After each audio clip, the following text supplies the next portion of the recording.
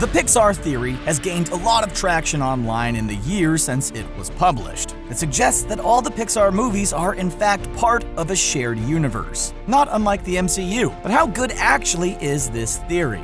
We're here to poke some holes in that theory and find out if it really still stands. Before we break down this theory, be sure to subscribe to the channel and hit that notification bell to stay up to date with everything ScreenRant.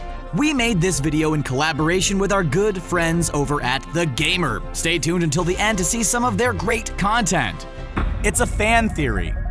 The biggest thing that fans tend to forget about the Pixar theory is that it's just that, a theory. It was written by John Negroni as a research title back in 2013 and suggested that all of the Pixar animated films up to that point in time were connected by a shared universe, not unlike the Marvel Cinematic Universe, and that each movie is in fact connected to each other in some way, shape, or form. He detailed that after the events of The Good Dinosaur, which takes place in prehistory, the witch in Brave used her magic to create sentient machinery, but more importantly, made animals hyper-intelligent. This led to animals being able to talk and eventually went to war with the humans. In the fallout, Wall-E can be seen cleaning the rubble before cars and planes took over the planet, only to pave the way for the monsters thousands of years later who used time travel to scare humans of the past. The theory went viral on the internet, and many people ended up taking the theory as gospel due to how well the thesis made it seem that the films were connected, with subtle clues in each film referencing other Pixar universe entries. But Disney and Pixar have yet to state that the theory is accurate, or that it even exists. Muntz can't have known about the rats.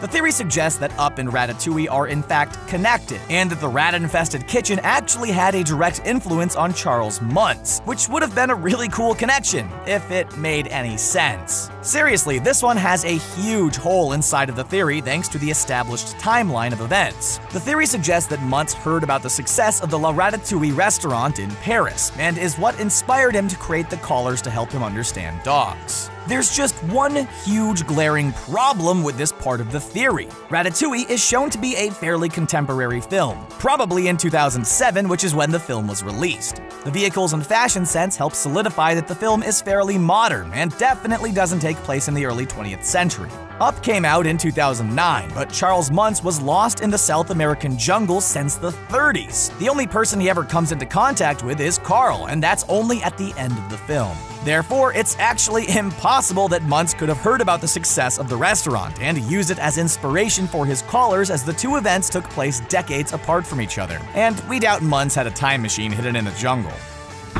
A bear of a problem.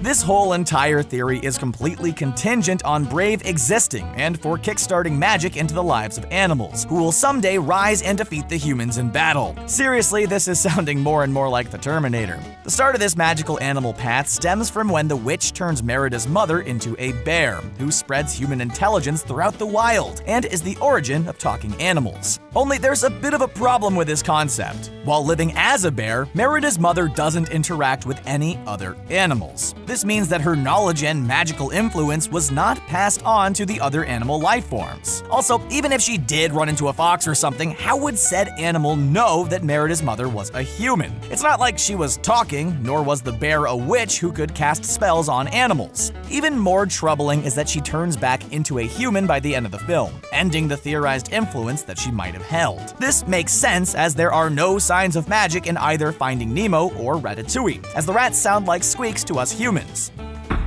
Boo can't be the witch. As previously stated, a lot of this theory rides on the events that take place in Brave, and that it's the center of the spider's web of theories. While the witch is the one who is said to have introduced magic into the land and made animals talk, the theory also suggests that the witch is a familiar Pixar character as well. Thanks to a wood carving of Sully from Monsters, Inc. in the witch's cabin, the theory has deduced that the witch is none other than the child Boo. In the first Monsters film released in 2003, Mike and Sully use her door to gather screams, only to have Boo return to the Monsterland by accident. She developed a strong connection with Sully and never forgot him and spent her life trying to find him again. She eventually discovers time travel to the doors and ends up in medieval Scotland. There's a few problems with this theory though. One being that at the end of Monsters, Inc., Mike rebuilds the door to Boo's place in order for Sully to revisit her, so Boo never had to seek him out. It's also said that the witch is the cause for all sentient animal life, but in The Good Dinosaur, the dinosaurs and other animals are shown to be sentient already, so the witch can't be the source of this phenomenon. The Pixar shorts. Eagle-eyed fans will have noticed something when going through the initial thesis about a shared Pixar universe. They only pertain to the feature-length films. But anyone who goes to a Disney or Pixar film knows that half the fun of seeing those movies on the big screen is to see what short film is to be attached to the main feature. And with a few exceptions, they are all Pixar films. So where do these shorts stand in this proposed shared universe? Well, in short, the Pixar theory actually falls apart quite a bit when you include the shorts into the timeline. The theory was written with only the feature-length films in mind, so right off the bat, the theory is being very selective about what is being included. We know that the theory suggests animals and other sentient objects can interact with each other thanks to the magic from Brave, but how does a singing volcano fit into the proposed theory? The big nail in the coffin is that in one of the Toy Story tunes, a design on Bonnie's toilet seat looks exactly like Sully's fur, and Toy Story is theorized to take place thousands of years before Monsters, Inc., so in the end, these connections are just Easter eggs and not narrative connections. Incredibly bad programming. The Incredibles 2 takes place moments after the first one ends, and it was all in all worth the extremely long wait. But despite how great it was to see the family reunite, we have to agree that the villain in the sequel was nowhere near as good as Syndrome from the first one. And while Syndrome was the main antagonist, it was his robot, known as the Omnidroid, that proved to be the real menace. So how does the theory connect to The Incredibles, a film about a family of superpowered individuals? It, of course, stems back to the witch in Brave, whose influence has caused some humans to evolve to have genetic mutations of sorts. Even more important, though, is that the theory states that Syndrome's giant robot went crazy in the finale due to it being a sentient creature, created by the effects of the witch's magic, and didn't want to follow Syndrome's commands. This actually makes no sense. First of all, Syndrome didn't use magic to create the Omnidroid. He used science and his big old brain. Secondly, the Omnidroid was shown to be able to follow Syndrome's commands earlier in the film, which means that it's not sentient, but programmed. Finally, the robot didn't rebel against its creator and start thinking on its own, but rather Syndrome dropped the ball when it came to programming the machine and just made a mistake. Finding Dory changes things. The theory was published in 2013, and thus Finding Dory had not yet been released to the public and incorporated into the thesis. But since the film takes place shortly after the events of Finding Nemo, we can link these up in the timeline rather safely. The theory suggests that animals grew to become angry towards humans for polluting the ocean, and if sea creatures could think such thoughts, they'd be in the right for feeling that way. But Finding Dory also paints a different picture that the first film didn't.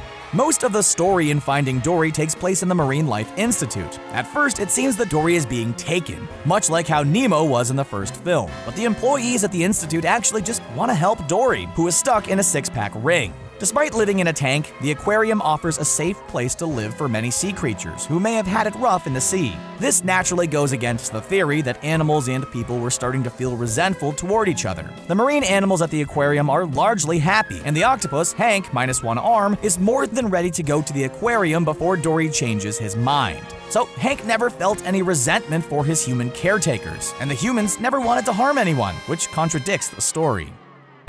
Pixar directors think it's insane. Jay Ward, who has worked on the art department on various Pixar films, stated in an interview in 2013 that the theory is up there with 9/11 theories in terms of being crazy. Unlike the MCU, which was built as a cinematic universe, or Star Wars, which has the story group overseeing the canon, Pixar does not have such a team. Trying to get so many writers and directors to find ways to connect all their films together without the support of a shared universe team would be insane levels of work. He also cited that some films were written years before other films were even conceived, and it'd be impossible to naturally connect movies like that from a creative point. Mark Andrews, who directed Brave, one of the centerpieces of the whole theory, also rejected the idea at D23. And Inside Out co-director Ronnie Del Carmen stated that trying to sync up all those movies would result in some insane levels of meetings they just don't have time for. So, there you have it. A Bug's Life can't be in the future. The theory jumps thousands of years into the future, and we see a world without humans. Sentient cars, monsters, and the work have taken over the planet. But the bugs have also risen to dominance, and we get a peek into their lives in the movie A Bug's Life, which is admittedly no one's favorite Pixar film, but it still has a glaring issue with the theory. See, the thesis states that A Bug's Life takes place in the year 2898. Well after the fall of humanity. The assumption for this is that the tree that Eve plants in WALL-E is the same tree featured heavily in A Bug's Life, but there are actually a lot of signs that humans are still around during the events of that film. For instance, a fresh poster advertising the Lion King musical can be seen among the litter of other human garbage when Before Flick finds the circus performers. If the film takes place thousands of years after humanity has fallen, these fragile paper creations would be long destroyed. There's also a sad cricket beggar with a sign stating that a kid tore his wings off, so clearly there are humans living around, and they still like to torture insects as kids. Point is that no way this is the year 2898, and that humans are extinct. Time zones and time traveling. So much of the Pixar theory is tied to Brave and Boo from Monsters, Inc., and without them, the theory wouldn't even exist. You know how in Monsters, Inc. they harvest screams to make power, and to do that, they use a series of doors that connect to the bedrooms of human children. Well, the theory suggests that those doors aren't just portals, but also time machines for the human-mutant hybrids, which is how Boo ended up as an old lady in medieval Scotland, setting in motion a new timeline. But wait a second. In the movie, the monsters use a map to measure the various time zones around the world, starting with Eastern Standard, just so they know it's actually nighttime in the door they visit. If the portals were also time machines, the monsters wouldn't actually need to sync up their watches to the doors. The monsters would actually be able to successfully scare the same kid over and over and over again and just rewind the clock, negating the need to scare thousands of kids a year. That would definitely be bad for the kid should he ever find out, but fortunately for that one kid, time traveling doesn't exist in the world of Monsters, Inc. Therefore, Boo couldn't have slipped into the past by accident in her supposed search for Sully. And if you enjoy our videos, you must check out our good friends over at The Gamer. It's a great place to find information about all the current and best video games. If you're interested in everything there is to know about Fortnite and other great games, The Gamer has you covered. So be sure to check their great channel out and let them know ScreenRant sent you. So, what do you think of the Pixar theory? Is it sound and logical, with Pixar themselves being coy about how clever they really are? Let us know what you think of the theory, and be sure to like this video and subscribe to the channel for more videos like this one in your playlist every day.